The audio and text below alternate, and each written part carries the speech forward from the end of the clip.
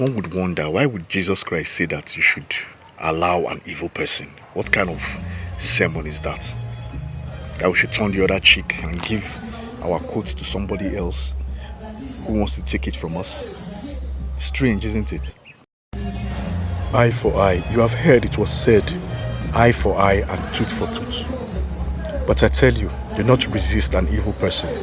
If anyone slaps you on the right cheek, turn to them the other cheek also. And if anyone wants to sue you and take your shirt, hand over your coat as well. If anyone forces you to go 1 mile, go with them 2 miles. Give to the one who asks you, and do not turn away from the one who wants to borrow from you.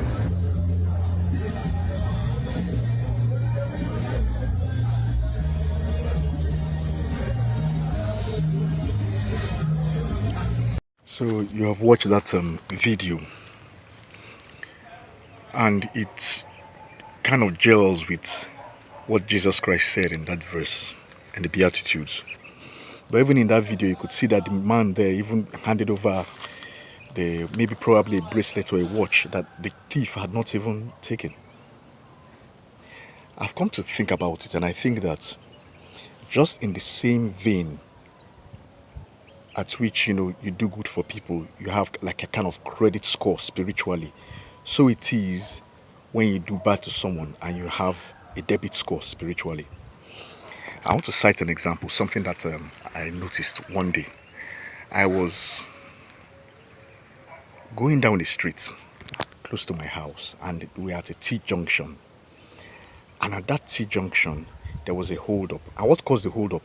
There was a vulcanizer at the junction there that was vulcanizing a woman's tire. And she caused the hold-up because people were trying to enter the street.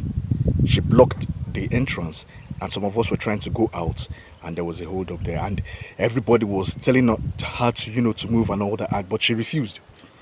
The vulcanizer there also refused. And I was just looking, and my spirit, opened up my eyes, and I saw something.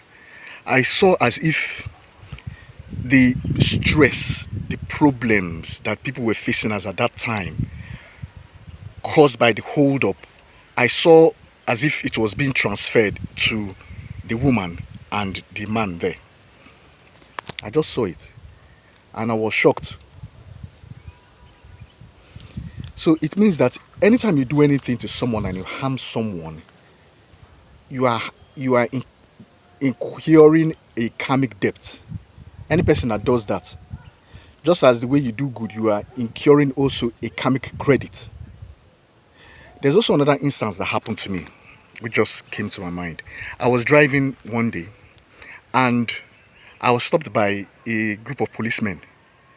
They demanded for my papers. I gave it to them, and then they were demanding for money, and trying to find flaws in the paper. And I was like, my papers are complete. Normally, on a good day, I like giving police money because I think it's not easy for them to stand under the sun and be doing all that work. So I out of my own mind, my own volition, I give them.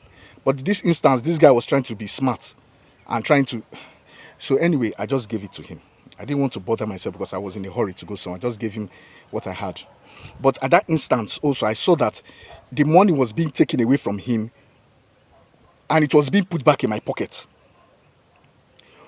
Anytime you do anything bad to somebody, that is what happens. So, for instance, now, he may have entered into some kind of trouble, that money will be deducted from him, and somehow find its way to my pocket. So anytime when any person does anything like that to you, use your mind to be able to do those things back. So use your mind to be able to get your money back. And it works. So I don't get bothered anytime when people do all those kind of nonsense. And I believe that's the principle that man was doing there. Because there's a stage you reach where all those material things don't really mean anything to you, because you get it back. This reminds me of the story I talked about of when Jesus the Christ told Simon Peter to go into the lake to catch a fish for his tax and Peter's tax as well, Simon Peter's tax as well. There's a stage you reach where everything will be flowing back to you. You don't need to stress yourself. So anytime when I see people that are dubious, that steal people's money, and that are corrupt, trying to steal from people to put it, and as if they're accumulating wealth for themselves, they're not accumulating wealth, they're accumulating curses. It's just like somebody going into a church offering now and dipping their hands in church offering bowl to steal. You're reaping curses on yourself. Same manner where, like in my country now, where there is a lot of corruption and a lot of people think they're just doing and getting away scot-free with all the nonsense they're doing, and think there will be no repercussions. That's not possible now. The repercussion will find you, or your children, or your children's children. The curses will be meted upon your third and fourth generation. So all those people that are being corrupt and think they are smart, they're actually very stupid. They are actually very foolish. Do not beat the gun. Do not jump the gun by trying to think that you are smart.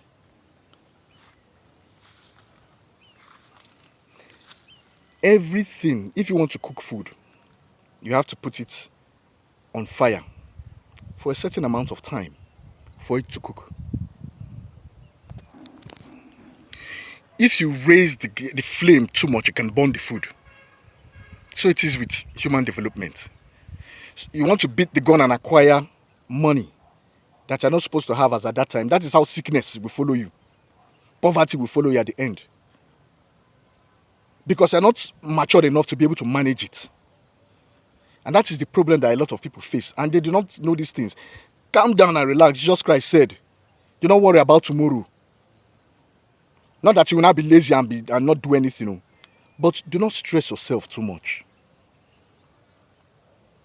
God has a way of looking after his own. Do not steal from people. It's not necessary. Your own will come at the right time. And when it comes with a lot of goodies. And you'll be matured enough to be able to handle it.